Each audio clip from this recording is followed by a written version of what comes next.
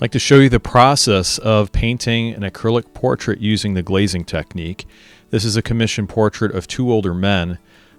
He is a friend of mine and his brother, and I'm starting off with ultramarine blue, a little bit of Indian yellow and raw sienna, and blocking in the color of his clothing and using a large flat brush for that. Now I'm going to be pivoting into painting his brother's clothing, and that's just primarily ultramarine blue with just a bit of phthalo blue. Mix that together. I'd say about 75% ultramarine blue, 25% phthalo, and a lot of matte medium. You can see it's very transparent. You can see the sketch right through it. And that clear stuff on my palette is matte medium. It's acrylic paint without the pigment. It's the polymer resin binder without any of the colorization. So I use that to build up a lot of layers, a lot of depth. Though I did go a little more opaque on the second layer of his clothing, blocking around the logo of his sweater and just trying to get that text in reductively, so we're using negative spaces. And that's a good way to paint lettering on clothing if you have a sketch done on there. Otherwise, it's very difficult. You have to actually paint on top using lighter paint and know exactly where you're going without the sketch. Now we're blocking in some of the shadows. Previously we did some skin tones using naphtha red, a little raw sienna. Now we're adding some of the reddish tints on the face with primarily naphtha red and a bit of alizarin crimson. There's a lot of pink in the faces.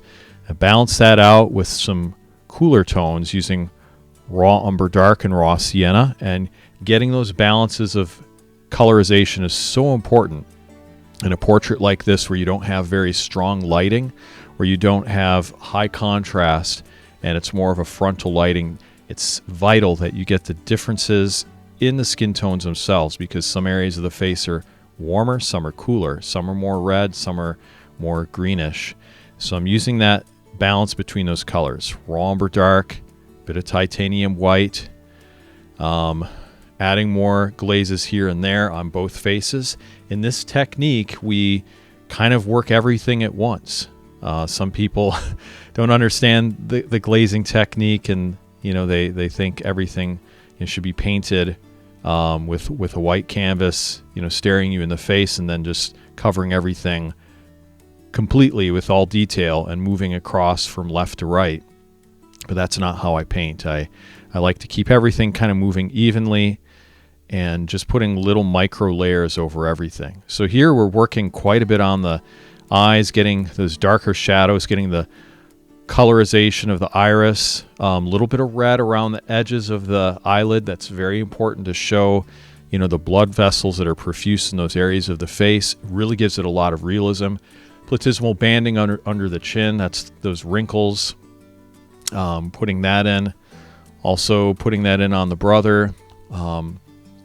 We're painting shadows underneath his chin, shadows on the top. It's vital to really get in those shadows on the sides of the face so the middle portions can be highlighted with frontal photography. That's what we're going for. Now darkening in the iris more. Ultramarine blue, a little bit of phthalo blue, and just a bit of raw umber dark so the blue's not too intense. Now going back on the forehead, notice a difference between the color of the forehead versus the cheeks and the chin. Forehead is a lot more brownish, cheeks are more reddish, and that's intentional to get the differentiation in the skin tones, because especially as people get older, they tend to have more of the pink cheeks and pink chin, and the blood vessels are more profuse in the area because the collagen is broken down, and you're just seeing the blood vessels right next to the skin, which is thinner. It gets much thinner as we age, and that's why we have often those big differentiations in color. Now I've darkened the glasses, the rim and everything, and then putting in highlights as well with titanium white and a bit of raw sienna. Doing a lot of work of shading around the eyes. You can see I'm skipping around all over. I just kind of keep whatever I have on my brush moving along and try to employ it wherever I can.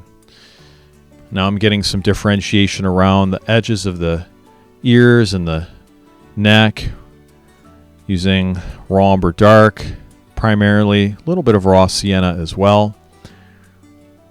You can see how it's all coming together. We're just adding more and more depth to the faces. But the nice thing about this technique is you're completing the portraits very evenly. So if you run out of time, which I often do when I'm doing commission portraits, they have a tight deadline, you can actually call your portrait done before you might have the time to put in the optimal amount of hours into it. Sometimes you just have to call it finished. And you can say it's finished and, it looks finished because everything is covered. There's not a portion of unpainted white canvas. However, ideally, I like to work it a lot more and put in a lot more shading, a lot more depth, and really make it the best it can be, and then give it to the client when I'm really happy with the results.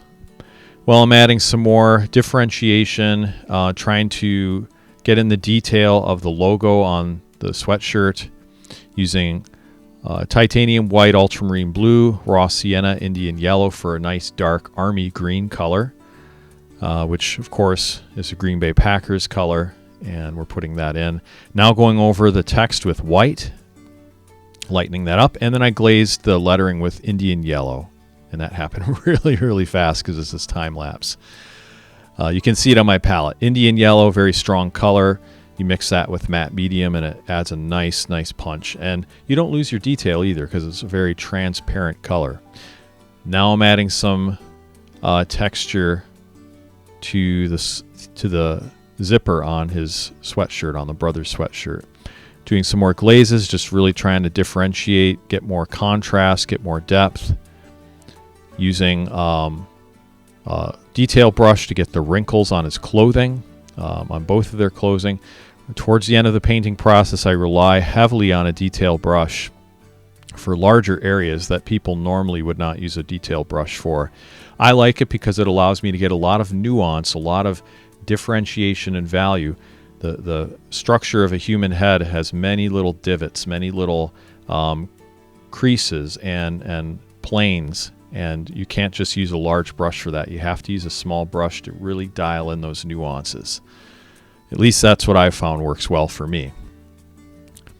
Well, I am using a larger brush here just to darken a few areas, then back to the detail brush again, really trying to get that contrast in the hair and the forehead above the hair.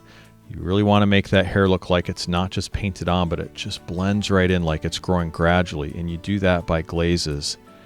And the glazing technique is a wonderful way to paint. If you'd like to learn more about the glazing technique, definitely check out my online school, realisticacrylic.com. I have several tips, tutorials, free videos, and classes there for you where you can benefit from and learn this technique, and at a slower pace where I really break everything down in greater detail. So check that out at realisticacrylic.com. I'll have a resource for you in this video in the description and the top comment to help you with your portraits. Most likely the resource will be how to fix muddy skin tones in your acrylic portrait. It's a common struggle that many artists face, so check that out in the description of the video or in the top comment. My gift to you, it's a free PDF guide. You can just download that and reference that, set it up next to your canvas when you paint. It gives you several tips on how to overcome muddy skin tones and how to avoid them in the first place. All right, so we're getting back to the painting here. We're going to be putting a few more layers on. At some point, you have to kind of step back and take a look at it and make sure you're liking what you're seeing, but noticing if anything more needs to be done. And in this sense here, I can see there are a few more things that need to be done. I'm adding some nuances to the fingers, a little bit of shading, raw umber dark, bit of ultramarine blue and alizarin crimson, just kind of blending in some of those darker points.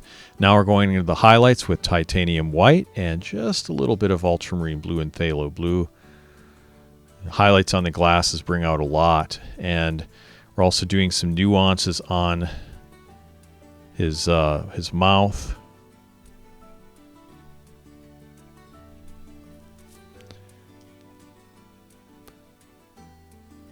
And we're going to be pivoting into doing some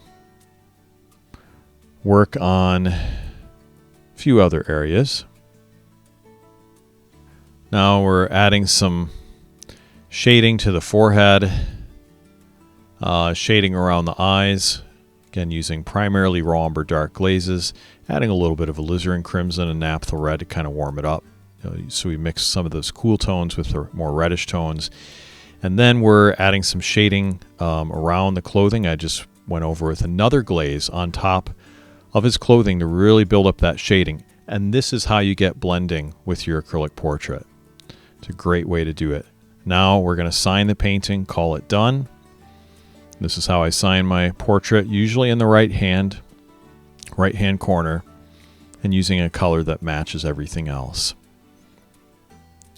This portrait was given by the gentleman on the left to his brother on the right as a Christmas gift, and he really enjoyed it. So this has been just a treasure, just a pleasure to paint this, to share this with you, and I hope this tutorial has encouraged you. If you would like to learn more, you can go to realisticacrylic.com, and I would be happy to share more tips and tutorials with you there. Well, thank you so much for watching. God bless, and I'll see you in the next video.